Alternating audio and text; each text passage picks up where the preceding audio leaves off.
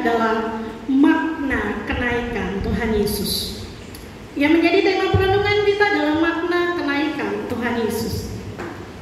Jemaat yang diberkati Tuhan, salah satu hal yang menyedihkan dalam kehidupan kita sebagai manusia adalah ketika kita harus berpisah dengan seseorang yang kita sayang.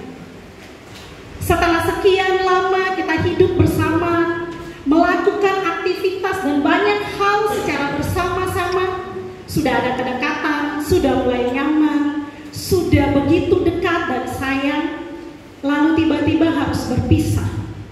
Tentu akan menimbulkan kesedihan di dalam hati kita.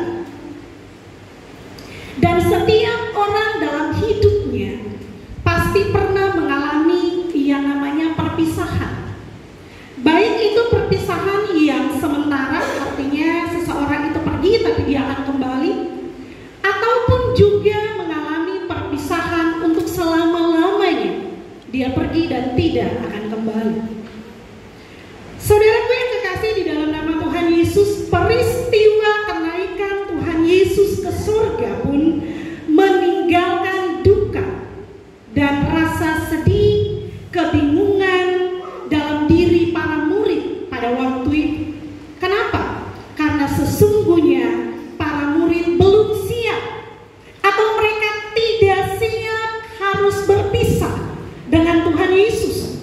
Mereka tidak siap untuk kehilangan Tuhan Yesus. Peristiwa kematian Tuhan Yesus di atas kayu salib sudah pasti meninggalkan duka yang begitu dalam, kesedihan yang begitu dalam bagi para murid pada waktu itu. Namun itu terobati ketika pada hari yang ketiga Yesus bangkit. Yesus menampakkan diri selama 40 hari berulang-ulang kepada banyak orang dan juga kepada para murid. Namun kembali Yesus harus meninggalkan mereka. Dia harus naik ke sorga. Tentu saja mereka tidak siap. Tentu saja mereka bingung, mereka terkejut.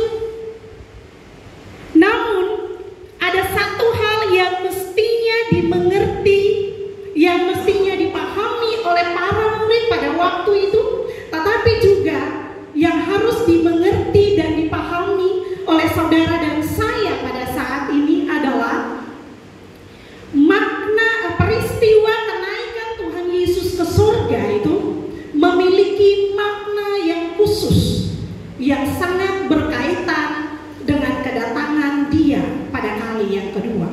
Karena jika Yesus tidak naik ke surga, tidak mungkin ada kedatangan yang kedua.